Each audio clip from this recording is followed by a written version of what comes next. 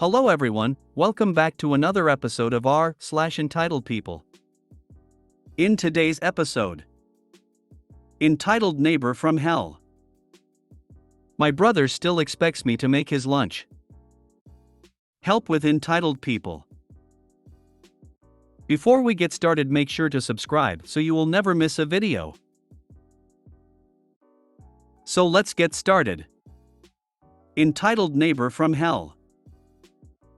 This is the story of my entitled neighbor Bob. We live in a HOA, I know, Bob lives across the green space from us. Bob's entitlement was evident almost from the moment we moved in. About a month after we moved in, the police, sheriff and DEA came knocking at our door. Bob had called them and told them we had lawn bags full of cannabis in our garage. It's important to note here that I use medical cannabis. Bob runs the local Narcotics Anonymous group. Well, I gave the cops the grand tour of our home and there was nothing here at all. They apologized for the intrusion and left. A week later, our landlord called because Bob had called him saying we had a grow up going here. Our landlord knew he was lying because the landlord had just been here. Bob was trying to get us out of the neighborhood because he can't have that crap in his neighborhood. He gave up on that when my daughter and her husband purchased the property. Then he started with the constant complaints and demands. We weren't allowed to feed the squirrels because it made a mess. We couldn't plant clover because it might get in his yard. We had to mow more frequently because he mows twice a week. We only mowed once and it looked bad. The list goes on and on. He mows the green space between our houses every time he mows his lawn, killing all the wildflowers, and tells people they can't walk there because he mows it so it is his. The worst of his entitled behavior started 2 years ago. He decided he was going to stop using his furnace and burn wood instead. Now I have lung cancer and my next door neighbor has COPD, so this was really bad. In January 2022 we had a stagnant air warning, which means you can only use wood stoves or fireplaces if that is your only source of heat. Bob didn't care and the thick smoke from his wood stove blanketed the neighborhood. One morning I woke up unable to breathe. My daughter called for an ambulance. I stopped breathing and had to intubated. I spent 6 days in a medically induced coma and another week in the hospital. My kids tried talking to him, I tried reasoning with him, but he didn't care. He said he was allowed to heat his house any way he saw fit. We called the county, they told him his wood stove was outdated and needed to be replaced. He said he would replace it, but 2 years on it still has not happened. The final straw for me was when another neighbor and I had an argument. It was all of 2 minutes and resolved the next day. He came over screaming at me because he was not putting up with the crap in his neighborhood. Then he screamed at me that it was not fair that I got disability, cancer, and he had to work all day. A month later, he was suddenly in too much pain to work. He went on disability from his job, spending his time climbing on his roof, working on his motorcycles, mowing his yard every other day, and generally just enjoying not having to work. Someone he worked with turned him in for fraud, and we had investigators out here taking pictures of his activities around his house. I made sure to have a chat with them myself, laughing face. What an those kind of people who feel they are the only ones entitled to live how they please. And what's that with my neighborhood? I hope he really is getting what he deserves, not only for the fraud, but for causing trouble and unnecessary health issues to you. Get well. Why are you not calling the county weekly about his stove until he replaces it? I have tried that route. I think they must have 100 pics of his smoking wood stove at this point. The problem is for them to do anything they have to catch him when he is burning and test the smoke coming from his stove. They have 6 inspectors for our entire county and they only work Monday to Friday 8 a.m. to 4 p.m. So the odds of them catching him are low. Please tell us how you get on with Blob.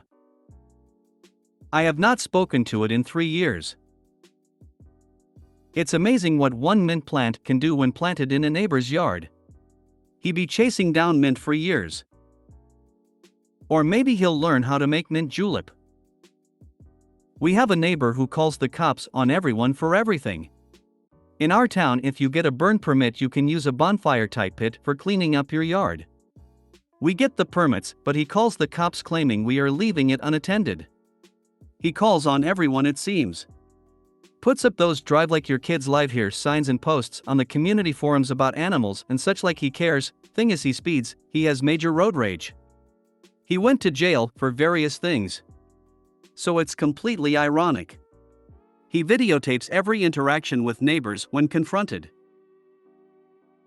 One time he actually cased our car over a mile down the street because he claimed we were following him. That really messed with his disability, because someone might have called and told them he was walking without his cane a mile or more, regularly walked his dog without it. Some might make regular calls when he is fully able-bodied and still tries using a handicapped placard. I would put up cameras to video everything he does, make sure you have sound, and then post them online. After all, they are your cameras with audio and video, so you can do whatever you want. Winky face. As HOAs usually seem to be described as a group who seem to enjoy nitpicking anything they deem an affront to themselves, I wonder why they haven't gotten on your neighbor regarding him mowing the green space? And everything else. I think an HOA could get on board with forbidding wood stoves. My brother still expects me to make his lunch. My little brother, M14, and still expects me, F15, to make his lunch. Our parents taught us how to cook things at 12, but my brother refused to learn. His cooking skills are so bad he didn't know what to do after the water started boiling when he tried to make spaghetti, and my mom had to tell him he had to put the spaghetti in the water. Today I was making myself some chicken tenders. He doesn't know how to work the oven, and he asked me to make him mozzarella sticks in the oven.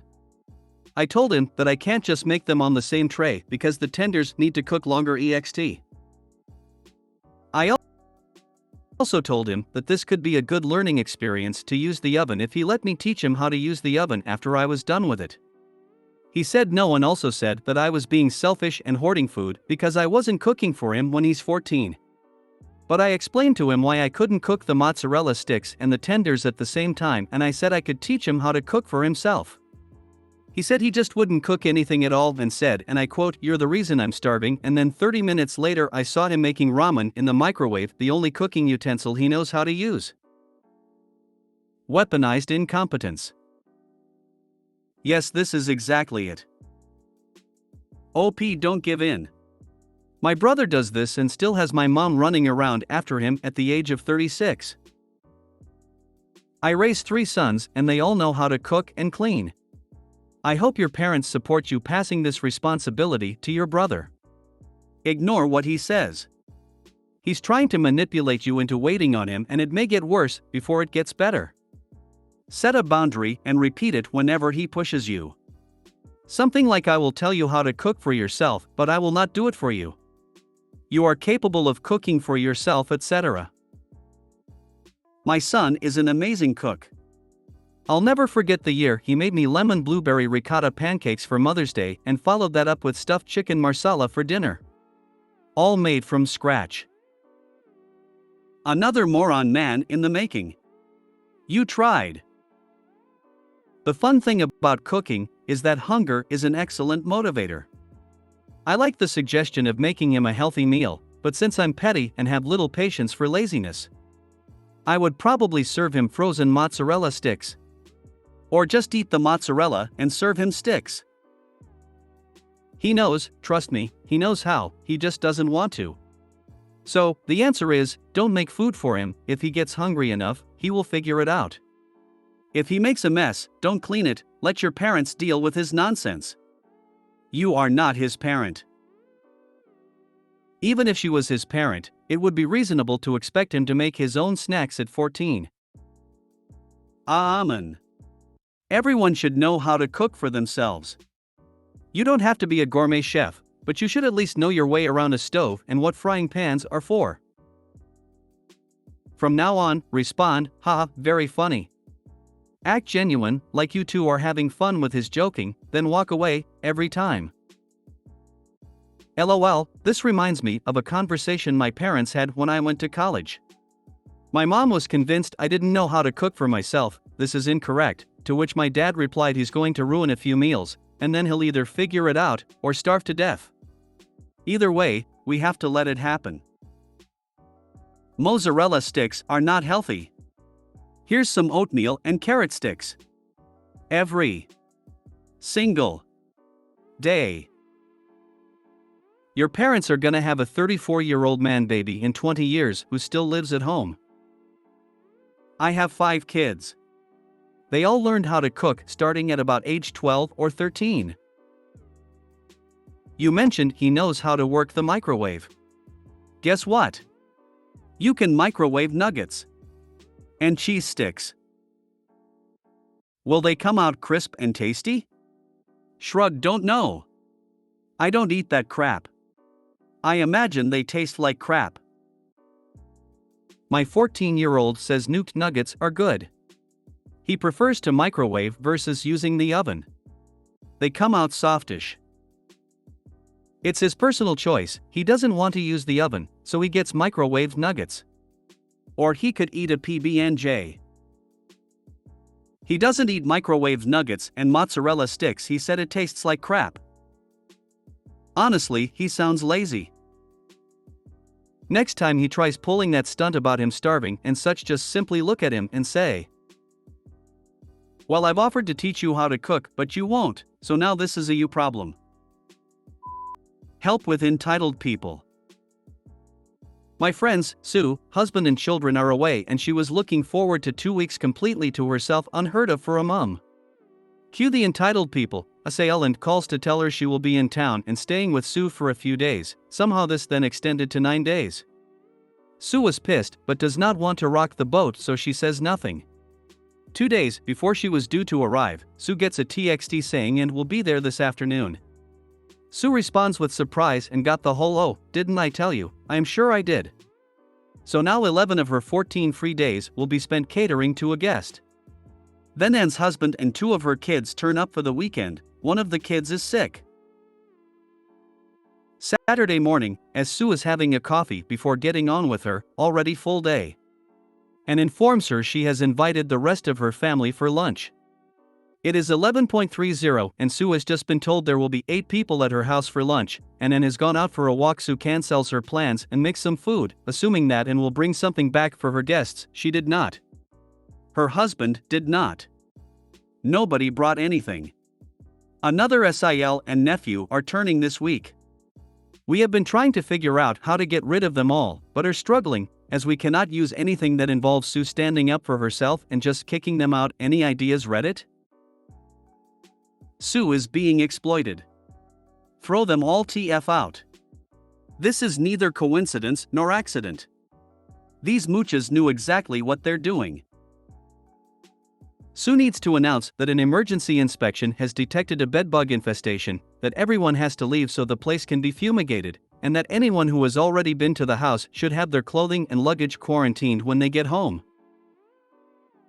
I love the pettiness of this, and it's exactly what they deserve.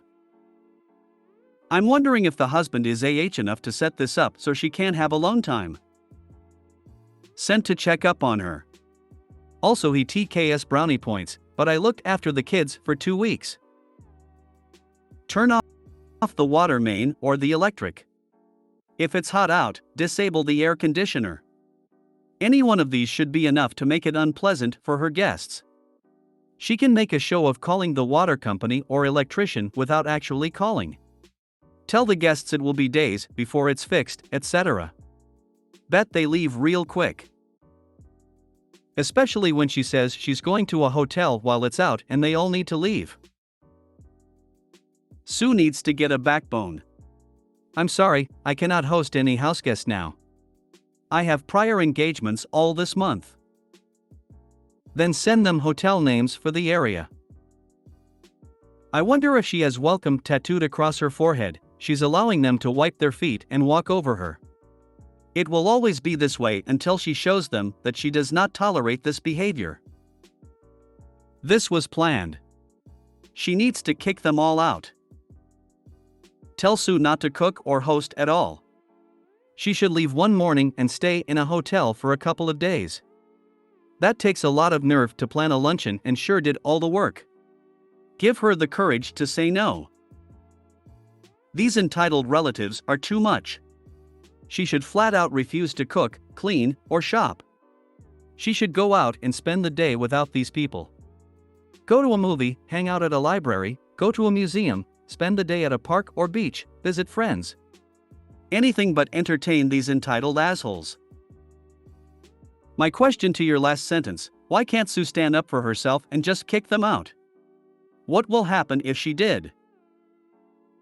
She is worried that it would cause problems with her husband and his family and she would be considered the cause.